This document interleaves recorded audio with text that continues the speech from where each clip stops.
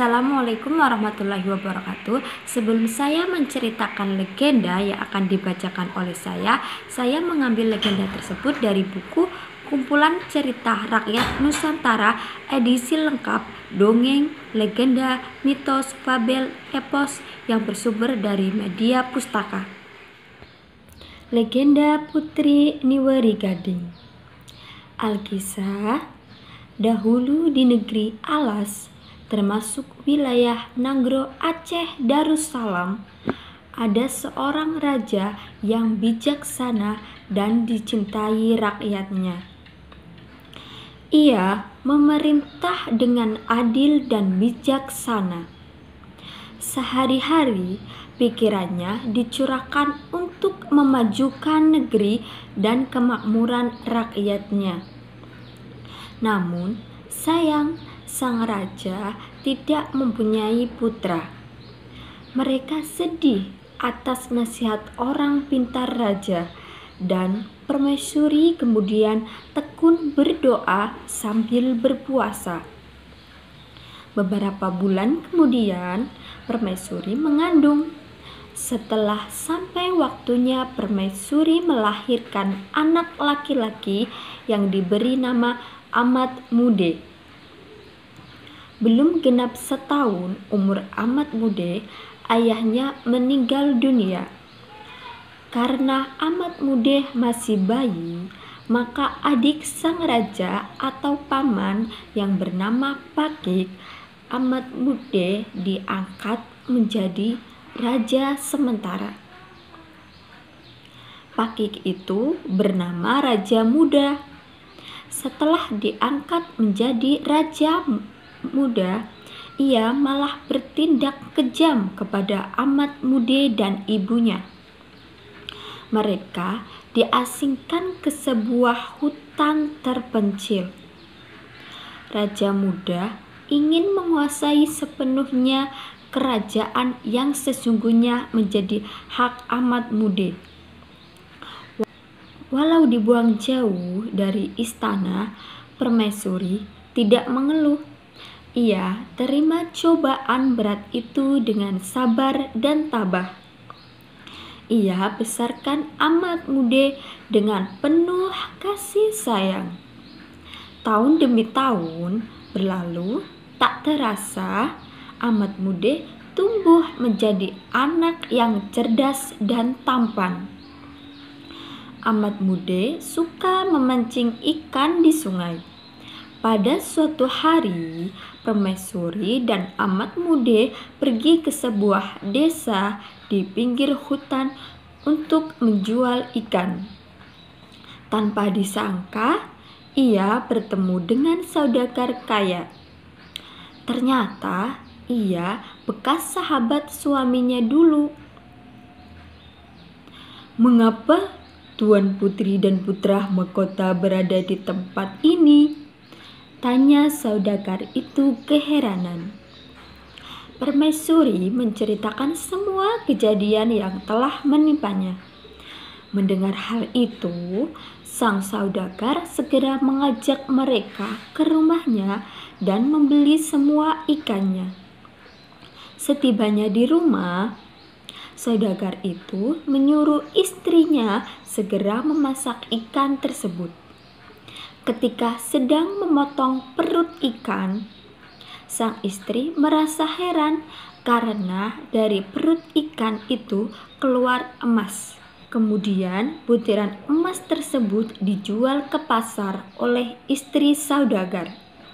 Uangnya ia gunakan untuk membangun rumah permaisuri dan putranya. Sejak saat itu, permaisuri dan Amat Mude telah berubah menjadi orang kaya berkat telur-telur emas dari ikan.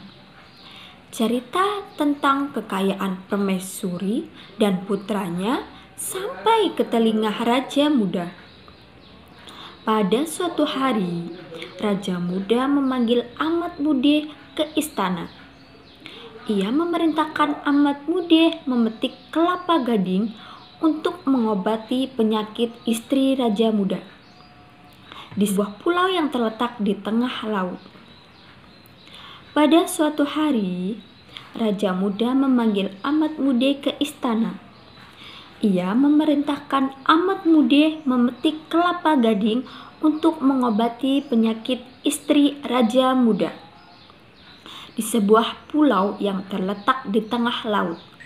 Konon, laut di sekitar pulau itu dihuni oleh binatang-binatang buas. Siapapun yang melewati lautan itu pasti celaka. Raja Muda mengancam Ahmad Mude jika tidak berhasil, ia akan dihukum mati.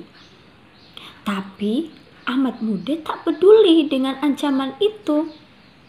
Niatnya tulus hendak menolong istri Raja Muda. Ia pun segera berangkat meninggalkan istana. Setibanya di pantai, ia duduk termenung. Tiba-tiba muncul di hadapannya seekor ikan besar bernama Silenggang Raye, didampingi oleh Raja Buaya dan seekor naga besar. Singkat cerita, Ahmad Mude telah menemukan pohon kelapa gading dengan bantuan Silenggang Raye, Raja Buaya, dan seekor naga besar. Selanjutnya, Ahmad Mude memanjat pohon. Ketika sedang memetik buah kelapa gading, tiba-tiba terdengar suara seorang perempuan. Siapapun yang berhasil memetik buah kelapa gading, dia akan menjadi suamiku. Siapakah engkau? Tanya Ahmad Mude. Aku Putri Niwe Gading, jawabnya suara dari bawah pohon kelapa. Ahmad Mude cepat-cepat memetik kelapa gading. Setelah turun dari atas pohon kelapa, alangkah takjubnya Ahmad Mude melihat kecantikan Putri Niwe Gading. Akhirnya, Ahmad Mude pun mengajak sang putri pulang ke rumahnya untuk dipersunting. Setelah menikah, Ahmad Mude beserta istrinya dan ibunya berangkat ke istana untuk menyerahkan buah kelapa gading. Kedatangan Ahmad Mude membuat Raja Muda terheran-heran. Orang yang berhasil melewati rintangan di Pulau Angker pastilah orang sakti. Ia tidak mau main-main lagi. Kini tidak ada alasan untuk menghukum mati keponakannya itu. Akhirnya, Raja Muda sadar akan kesalahannya. Ia memohon maaf kepada Permaisuri dan Ahmad Mude. Beberapa hari kemudian, Ahmad Mude dinobatkan menjadi Raja Negeri Alas.